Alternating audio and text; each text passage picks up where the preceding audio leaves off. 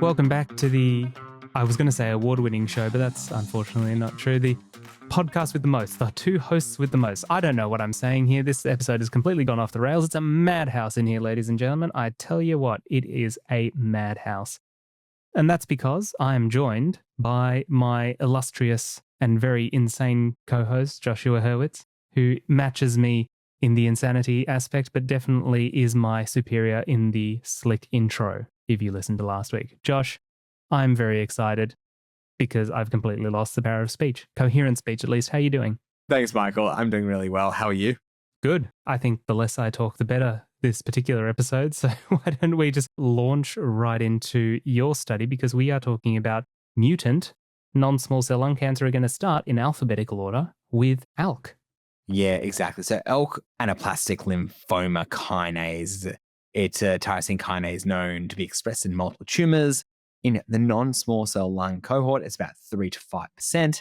And now we have treatment options. That is probably the summary of this episode. And they're amazing treatment options.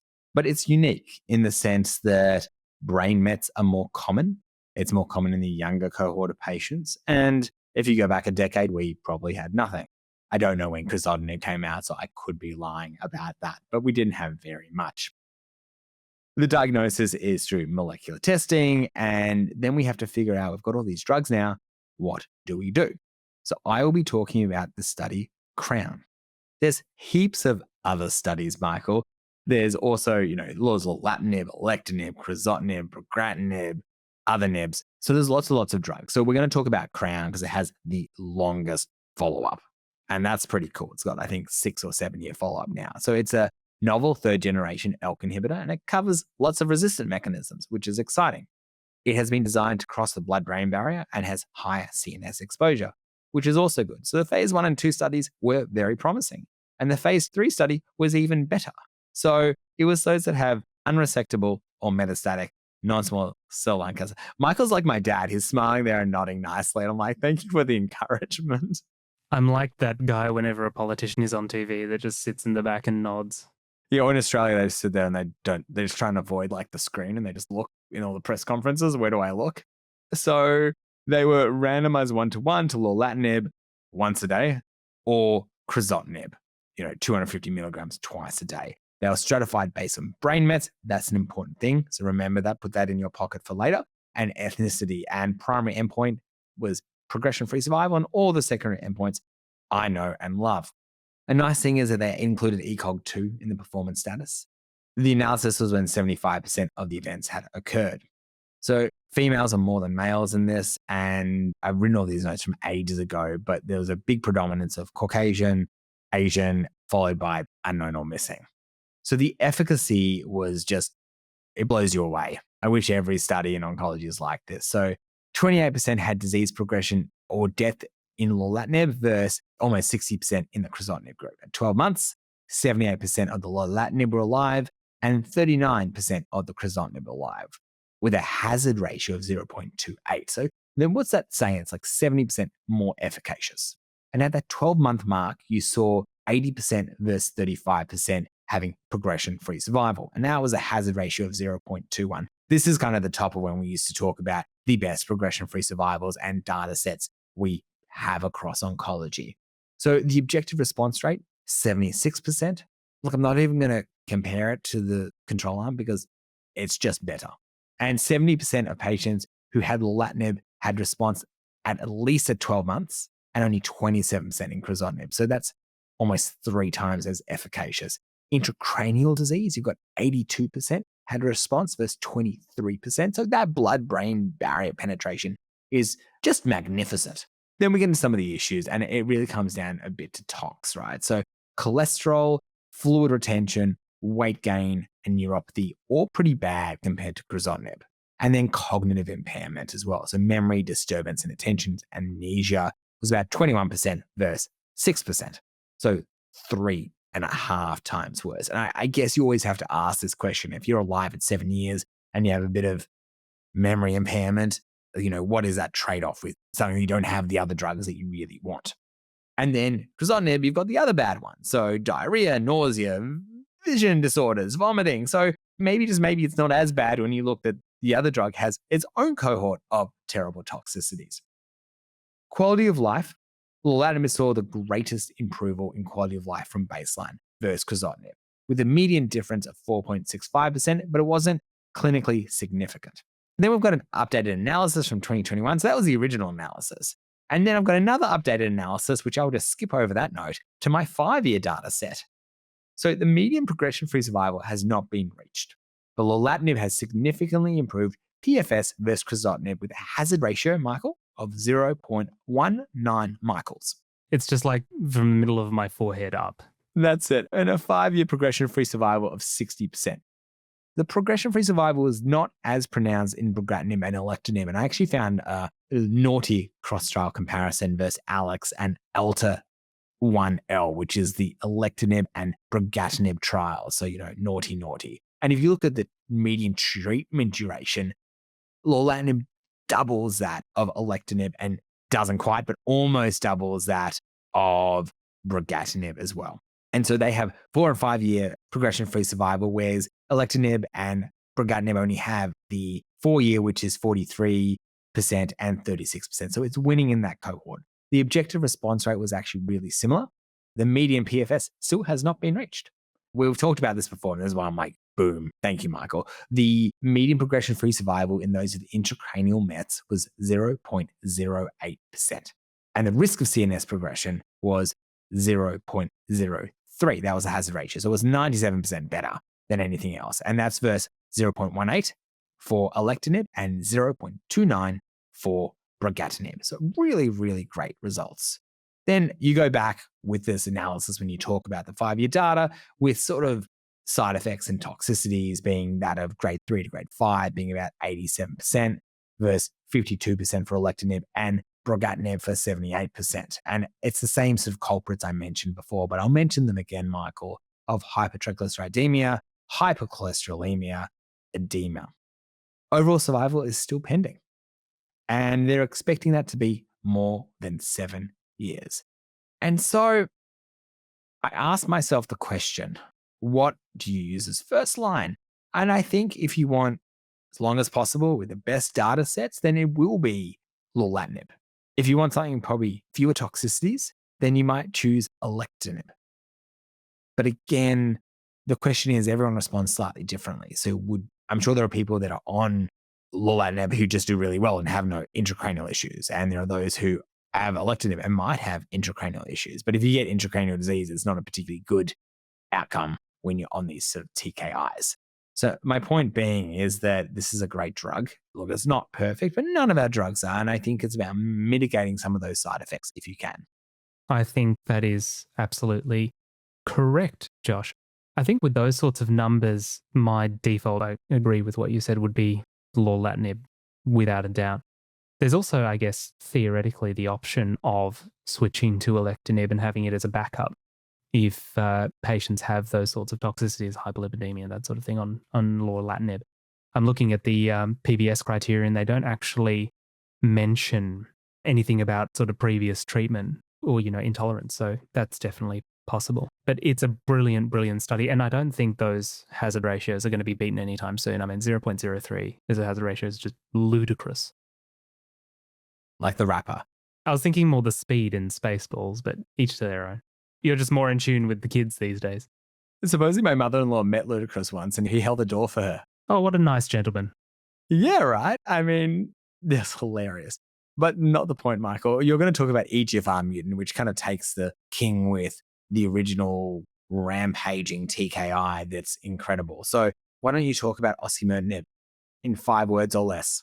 Well, osimertinib is interestingly, and the reason that I chose MARIPOSA over the other major study in this area recently that was FLAURA2, and I'll mention FLAURA2 sort of obliquely. But MARIPOSA is a non-osimertinib based study. Osimertinib is merely the control arm. So a little bit of background for EGFR. Probably all of our listeners will be aware of this anyway, but EGFR in the normal space is responsible for activation of the RAS, RAF, MAPK, and the PIK3 kinase, AKT, and mTOR signaling pathways. That's a lot of pathways, a lot of signaling pathways, and Many of those acronyms will be familiar to people who develop other drugs. RAS, RAF, mTOR, PI3 kinase all have sort of whole classes of their own drugs. These pathways are responsible for, among other things, migration, cellular proliferation, and cell survival. So it's easy to see when an EGFR receptor becomes permanently stuck in the on position, how that can lead to problems. Mutations in EGFR tyrosine kinase are observed in approximately 15% of non-small cell lung cancers in the US. But this is where it gets important. In Asian populations, of which we in Australia have a significant sort of migrant community, or second, third generation Asian populations these days, 62% of lung cancers have EGFR. So if you have a patient of Asian extraction in front of you, especially if they are non-smoker or never smoker, younger age and female, you got to think about EGFR. I mean, the good thing is that the tests these days are cheap enough that they're just usually done automatically. Michael, first of all, yes, I should have I know this study. I don't know why I said osimertinib, so I'd like to apologize. This is the second. You've let yourself down. You've let the team down. You've let your family down. What about the word extraction? What do you think? Like descent? Is descent maybe a better word to use just when we're looking at the vocabulary? I don't think it matters. I'm not really sure either. I digress because, Michael, you're so captivating when you talk about different drugs. I'm just so enthusiastic. There are two most common mutations in EGFR. There's the in-frame deletion within exon 19 and the leucine to arginine point mutation at codon 858, more catchily known as L858R, within exon 21. And looking at forest plots in different studies, you generally come to the conclusion that the L858R patients have a slightly lower rate of response to anti-EGFR, slightly worse prognosis, but whether that's actually accurate is unconfirmed. Basically, amivantamab and lazertinib are drugs that have been gunning for osimertinib's crown for a while. There's previously a MARIPOSA 2 study which looked at their efficacy compared to chemotherapy after progression on osimertinib. But the one I'm going to actually speak about is the more interesting one because it is amivantamab plus lazertinib in previously untreated advanced non-small cell lung cancer. So this is David versus Goliath. This is Rocky versus Apollo Creed. This is the established champion going up against a new challenger. And when that established champion is osimertinib, it always makes people sit up and take notice. Hercules versus Hades. You've got to choose Hercules versus Hades, Michael. Yeah, I guess so. I was listening to Hercules before we started this recording. As in the Disney version? Michael Bolton, yeah, of course. Oh, yeah, I figured. Yep, okay. That is a good movie. Anyway, so amivantamab is an EGFR MET bispecific antibody with immune cell directing activity, and it has unique mechanisms of action, which probably makes sense to someone who is much smarter than I am.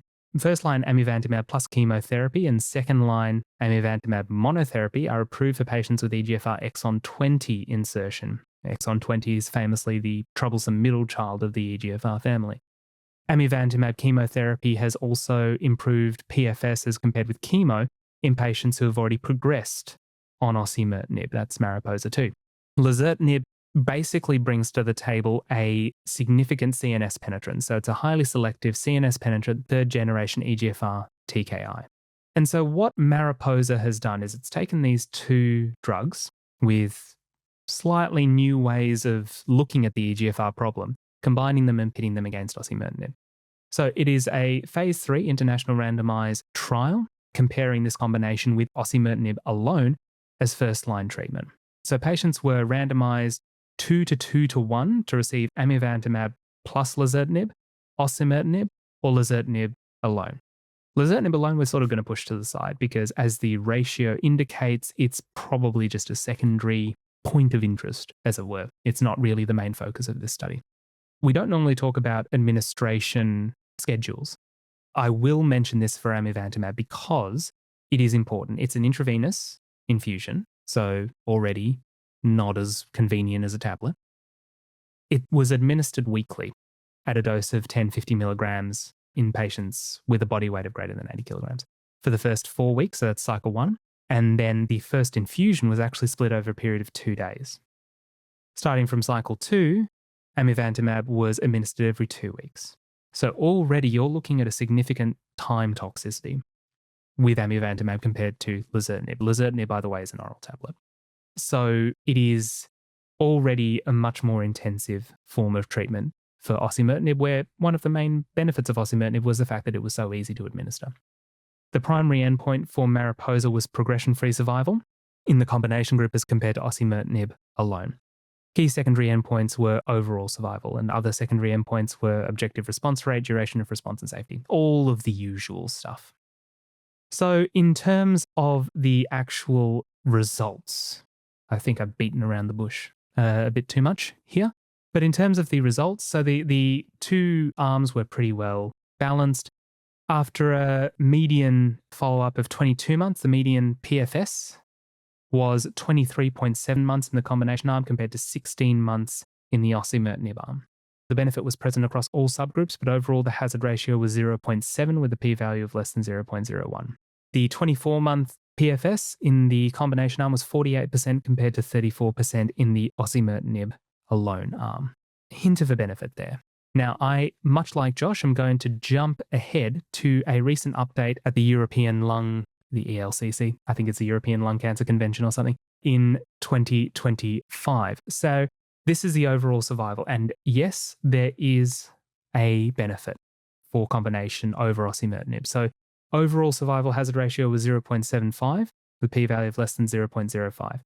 Amazingly, the overall survival remains not yet reached in the experimental arm, median overall survival, I should say, and the projected benefit is expected to be more than 1 year over osimertinib. 3-year overall survival, 60 versus 51%.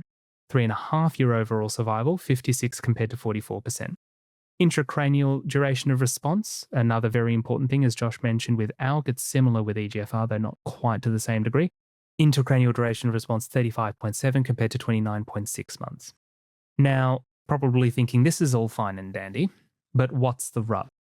And the rub is that there is a significant concern about toxicity with amivantamab plus lazertinib. We've talked about the scheduling, the increased intensity of treatment with this. There are significantly higher rates of toxicity with the combination. So in terms of serious adverse events, the combination had 49% compared to 33% with osimertinib. Any adverse event leading to interruption of any trial agent, 83% in the combination arm compared to 39% in the osimertinib arm. Leading to discontinuation, 35 compared to 14%. And the main concern seems to be the infusion-related reactions. Remember, this is a drug that gets split over 2 days for the first dose, gets administered weekly for the first cycle, and then every 2 weeks until disease progression or death. There was a rate of 63% of patients had infusion reactions, obviously none in the osimertinib arm, and 6% of those had a severity of grade 3 or higher. There's higher rates of paronychia, higher rates of rash, higher rates of hypoalbuminemia, LFT derangement, constipation, and dermatitis rashes, stomatitis. There's a lot more toxicity with this as well. So while there is a benefit over osimertinib alone, the toxicity means that you're still going to have to select your patients carefully. And this is where I think that we need to bring ourselves back to the aforementioned elephant in the room, which is this study's main competitor, which is FLAURA2. Now, FLAURA2 compared osimertinib to osimertinib plus doublet chemotherapy. There was a benefit of chemotherapy plus osi versus osi alone, with a PFS hazard ratio of 0.62, a duration of response 24 compared to 15.3 months, and a 12-month overall survival of 79 compared to 73%. I think it was less than a week ago, actually, there was a media release from the drug company that said there was an ongoing overall survival benefit, but as these media releases often are, was very coy about exactly how much of an overall survival benefit the chemo addition had.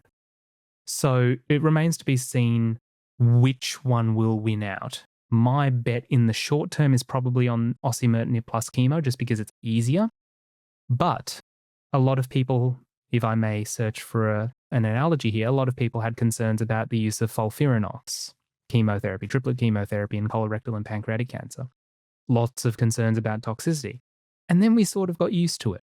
We sort of learned what the patterns were. We learned how to manage it. Now, FOLFIRINOX is less so in colorectal, but certainly in pancreatic cancer, very commonly used. So it might be the case that if amivantamab and lazertinib get enough airtime, we get used to the toxicity, we learn how to manage it, we protocolize it, and then it becomes a lot less scary. And I guess the question, if we are saying that this MARIPOSA regimen can unseat osimertinib plus chemotherapy, and a combination between those two would be nice, incidentally. What comes next if we're using amivantamab plus lazertinib first? Do we use osimertinib? Is there going to be any efficacy? Do we do the tried and tested quad therapy of ABCP as with Empower 150?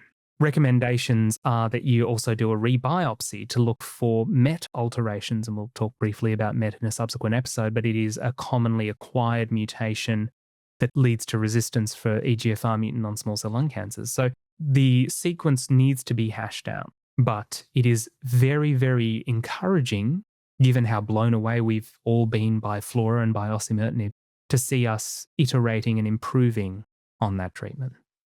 Michael, firstly, sorry I was highlighting some of your work, but I remembered you get annoyed at it, so I did stuff. So that's 2 points to me. I agree with everything you said, which is always the case.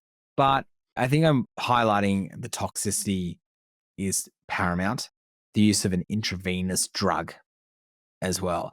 I think when it comes to the chemotherapy addition with osimertinib, I'm jumping to the other competitor arm, is I think we have to wait until it's in the real world setting.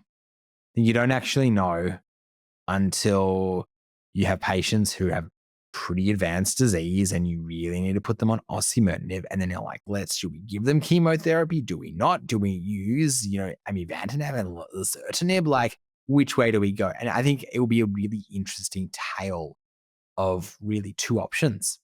A tale of two chemos. I completely agree. And look, I did, for all of my harping and for all of your mentioning of the toxicity, that was obviously my first thought when I was reading this study.